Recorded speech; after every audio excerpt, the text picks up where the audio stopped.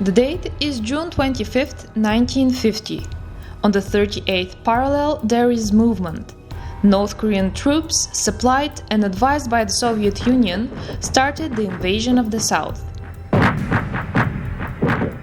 Just in the first 3 months, the North Korean People's Army pushed back UN forces to a 230-kilometer line near the southeast tip of Korea.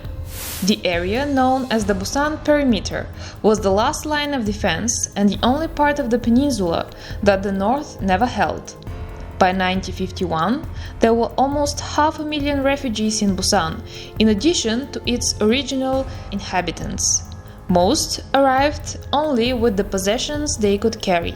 They moved to neighborhoods such as Bosodong, close to Jalgachi Market, but the place quickly became overcrowded, so they needed to move again. Gamcheon was only a few kilometers away and had plenty of space, so it became their new home. The village was transformed almost overnight with more than 800 wooden shacks clinging to the hillside. After the end of the Korean War in 1953 and the growing industrialization, the younger generation followed their jobs and left the village. The small 25-30 square meter houses were no longer homes.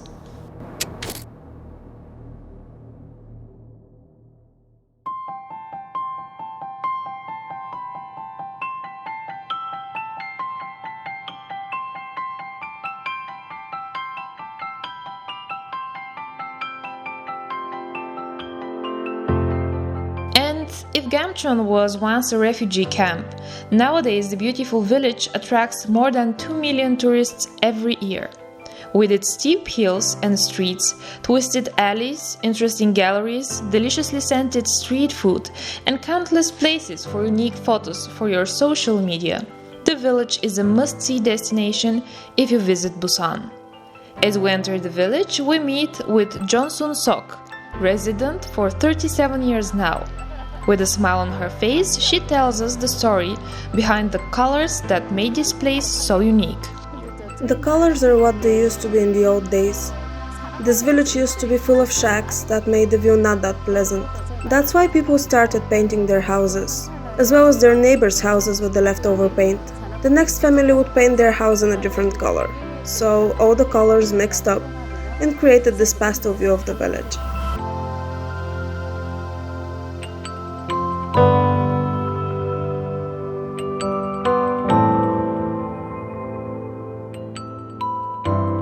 Back in 2009, the village started becoming more quiet due to the aging demographic that reached 30% of the residents to be over 65 years old.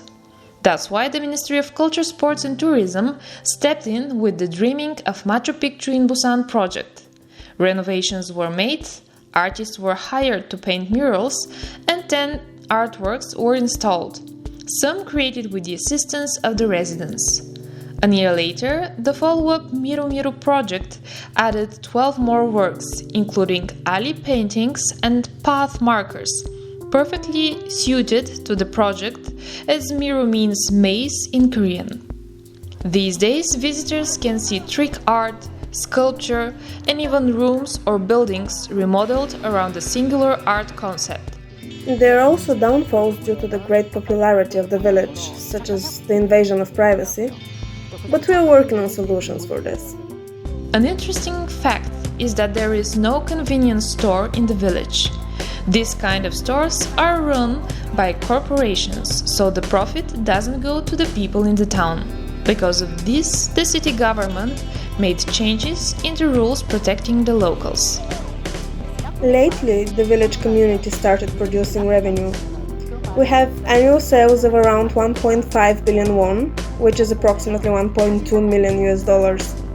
We contributed to the local economy.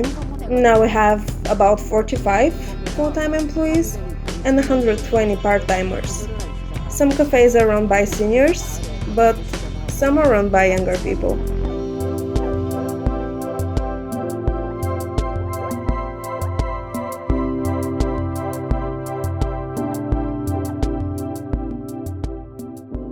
There weren't many shops in the beginning. Maybe 1 out of every 3 houses or shops. Local residents are hesitant to spend much money for remodeling their houses because they're not sure if the business would be successful. However, people from outside the village came in, remodeled some houses, and seemed to be successful. So the locals began remodeling their houses and renting them out.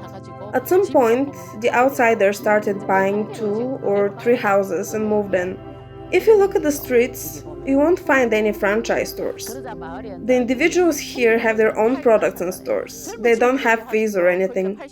We just find out what the needs of the visitors are and sell our products accordingly.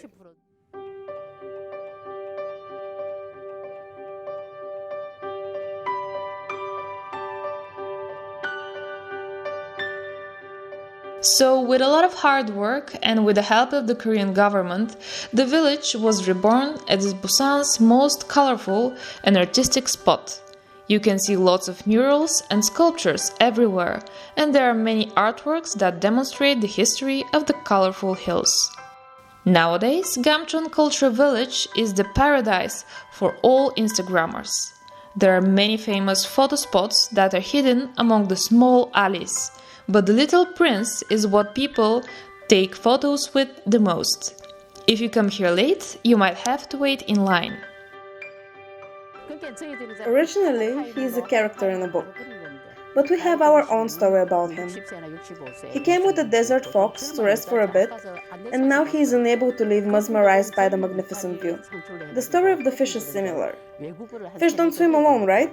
They swim in communities. Older generations used to work at fisheries to raise their children. And now the fish swim through the alleys to guide the tourists. These are such things our village is famous for. Not a single sculpture or painting is meaningless. It's a storytelling of the village. We discuss our ideas with the artists before the installation, and that's what our village is famous for. And if all you've seen so far hasn't made you feel the unique history and energy of this place, the 148 stairs called the Stairs to the Stars will make you feel like you're back in the 20th century. They are named like this because people used to feel dizzy and see stars in their eyes when they climbed up the stairs carrying heavy loads to their new homes. Today these stairs are a reminder to everyone how hard it was for the refugees who lost their homes and had to live on the hillside of Gamcheon.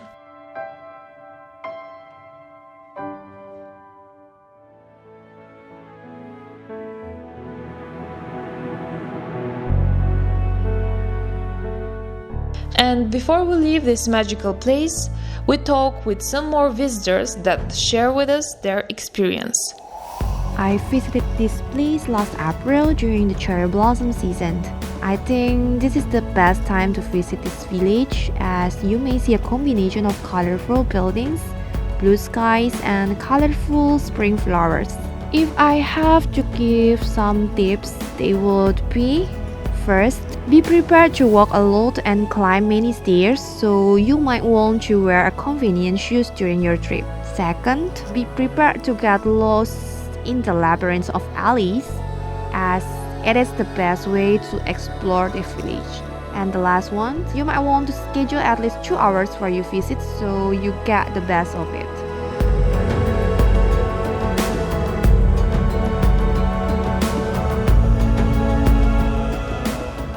I was looking forward to the trip to Gamcheon Culture Village. Actually, I fell in love with this place from the first sight. When you walk the streets along those vibrantly colorful houses with cute signs, you feel like you are in a fairy tale. The view from the rooftop is breathtaking. There are many spots to take photos, try street food, and even know your destiny, what actually I did.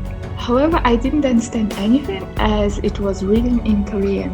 But I was told there was nothing bad, so I just believed it. Busan Gamcheon Culture Village is the splash of color that every visitor needs during his trip to Korea. All the pastel-colored houses, incredible art pieces talking about the past and future, and the jaw-dropping views are what you need to daydream.